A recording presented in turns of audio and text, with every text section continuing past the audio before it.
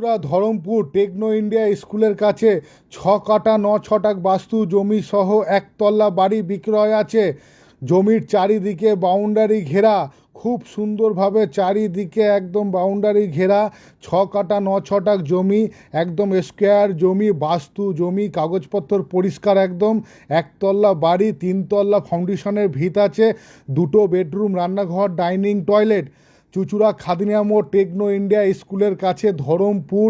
খুব সুন্দর ভালো পরিবেশে 6 কাঠা 9 ছটাক বাস্তু জমি সহ একতলা বাড়ি বিক্রয় আছে।